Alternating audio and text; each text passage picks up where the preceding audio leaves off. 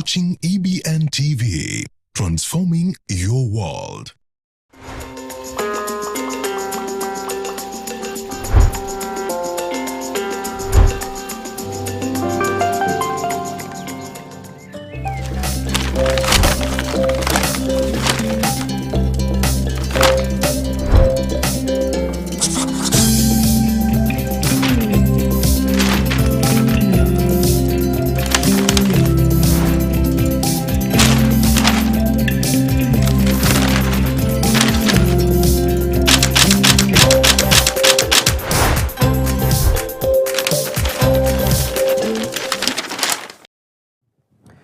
All right, welcome back, and let's take a look on what's making headlines on the dailies today. And today I'm having the Standard newspaper dated today, the 11th of April 2025. I'm having the Star newspaper and the Daily Nation. Let's take a look on what's making headlines on the Standard newspaper dated today. Now, top story on the Standard newspaper is echoes of Operation an Art. It is boldness form, holds a mirror to society, but sometimes the naked, raw reflection that jams back terrifies those in power. Echoes of War by Butere Girls was not staged at the National Drama Festival in Nakuru. It was muzzled and muted by government, and instead the participants were tear-gassed in what brought back memories of assaulting children in apartheid South Africa in 1976. It begs the question, what is that government is so afraid of that it has to fight harmless children, right?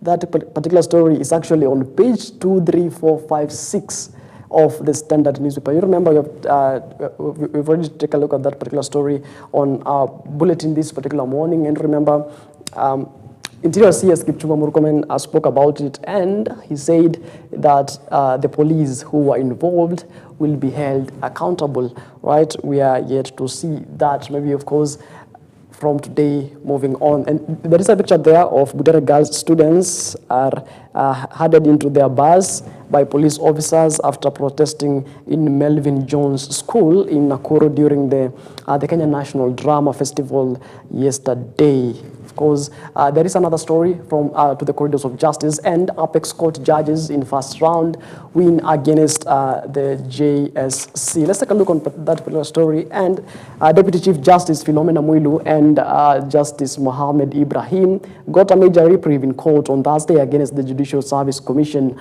The High Court Judge Bahati Mwemuye yesterday drew out an application filed by lawyer Nelson Harvey, Ahmed Nasir Abdullahi Associates, and Dairy Limited, which is linked to former Jubilee Secretary General Raphael Tuju, to strike out the two cases filed by the senior judges. At the same time, Judge Mwemuye allowed DCJ and Ibrahim's application to have the cases certified, and as raising novel issues with required more than one judge to hear and determine. In the case, Harvey claimed that the court had no power to hear and determine the cases because they stopped the constitutional process before the commission. However, Justice Mwemuye ruled that the commission was not immune from the court's supervision. Right, that's what's making headlines the corridors of justice. And Ruto lawyer bows out of IEBC interview. Now, that particular story is on page 8 of the Standard newspaper dated today, and President William Ruto's lawyer has withdrawn from the Independent Electoral Boundaries Commission race amid controversy on 6 names added to the list of interviews. Katwa Kigen, who was scheduled to appear, to appear before the selection panel yesterday afternoon, said he had shelved his ambition by avoiding what he termed avoiding unnecessary diversion from the commission role. Panel chairman Nelson Makanda said that he had received his communication, and he sent a letter to withdraw from the selection panel. You remember, there were 111 candidates who were set to be interviewed for the IEBC commissioner positions, and Katwa Kigen has withdrawn from that. Of course, the exercise is scheduled to end on April 25th of 2025. It started on March 27th of 2025. Now, let's take a look on what's making headlines on the Star newspaper dated today. And Ruto 8-day China tour.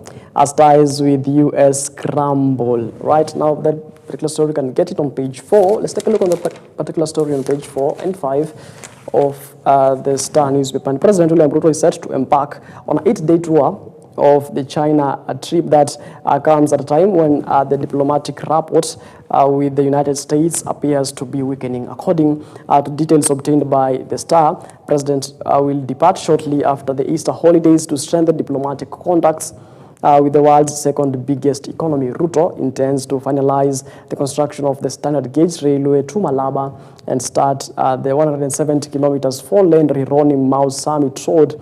Now, the two projects are likely to be a political game changer for Ruto, especially in Western Kenya, if delivered by 2027. Of course, we'll be keeping tabs with that particular Ruto's visit to China, and we'll be bringing in our subsequent bulletins as soon as he commences his tour to that particular country. Now, Oduor was family, Raila and Winnie Mon deceased trustworthy guard, and ODM party leader Raila Odinga says, and I quote, "I needed someone I could trust with money, important documents, and sensitive information, and George Oduor never failed." Of course, those are the words of ODM party leader Raila Odinga in his tribute to his fallen guard. Of course, that particular story, you can get it on page 9 of the Star newspaper dated today. And there is a picture there of pallbearers carry the casket of Raila's bodyguard George Oduor at the House of Grace in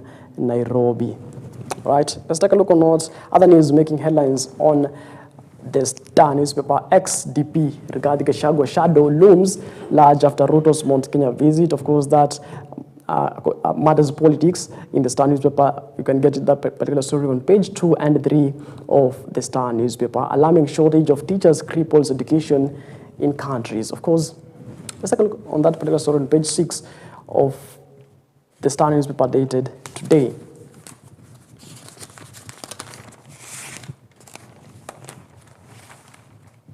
Now, the government has disclosed the biting teacher shortage in public schools, forcing some learners to depend on live streaming of lessons to supplement face-to-face learning. Now, a new report by Educational Cabinet Secretary Julius Ogampa has laid bare the magnitude of the crisis, which has left many public schools with learners without tutors. In marginalized areas, which are bearing the brunt of the shortages, the ministry has resorted to vital classes to deliver content of learners. Now, speaking on the floor of the House on Wednesday, the CS said the country is in urgent need of 98,461 teachers to alleviate the crisis in public schools. Ogamba identified Mandera, Turkana, Wajir, West Pokot, and Garissa counties as the hardest hit. Of course, you'll remember the current President William Ruto, in his visit to Nairobi, and of course the Mount Kenya region, he kept on saying that his government has employed teachers, enough teachers. And of course, the CS, contrary to President William Ruto, says there are no enough teachers. Right? Don't know which way to go. Moving on to the Daily Nation, dated today, the 11th day of April 2025, and echoes of oppression. That's on page of the Daily Nation. Echoes of 4 story-making headlines of the Butere Girls High School, and shame that a play looming and imaginary rogue regime was bound to upset the government of the day came as no surprise, but a brazen state bid to muzzle the skit of by Butere Girls. Now, from attempts to ban it to arrest of its other former Kakamega Senator Cleopas Malala brought the National Drama Festivals to a halt and ended up casting the Kenya Kwanza administration in a bad light with students, the ejected journalists injured, and the members of the public angry. Did it really have to get this? That's a question the Daily Nation is asking. Of course, I will also ask you, do you think the students deserved to be tear gassed because of performing Echoes of War? Of course, Echoes of War depicts what has been in the past year, that is 2024, remembering the Gen Z-led protest. The Echoes of War novel, or rather memoir, is based on that particular occasion that happened early last year in June, July, those months. Of course, we're going to see what will unveil from that. Now, moving on to matters crime, murder tapes, 21 hours of carnage in a row over water. Now, from the evening of Tuesday, April 30th of 2019, 4 people, including a chief, a senior police officer, a businessman, and a police informer were killed in Kamaindi village in Tarakanidi. Right, you can get that particular story on page 10 of the Daily Nation. Matters education, MPs scrap police barring teachers from home schools. Now, House team says the police implemented by TSC since 2018 is skewed and has led to disparities in the employment of teachers from different regions. That particular story, you can get it on page 8 of the Daily Nation. Matters education. Now, Comet top judges win first round against JSC. Of course, that particular story, we've taken a look at it on the Standard newspaper dated today, and the Daily Nation can get that particular story on page 7 of the Daily Nations. Now, why police promotions pay rise, housing are in limbo. The High Court has nullified President William Ruto's decision to establish a task force that recommended changes to improve the welfare of police and prison officers. Right, that's what's making headlines. You're now up to speed with what's making headlines on the dailies today. My name is Martin Mashari. We're taking another short commercial break. It is exactly 47 minutes past the top of the hour. When you come back, we're having an interview with a renowned film actor. We're going to take a look on the film industry as at now, share insights, of course, and whatnots about the film industry. Do stay with us. We'll be back in just a bit.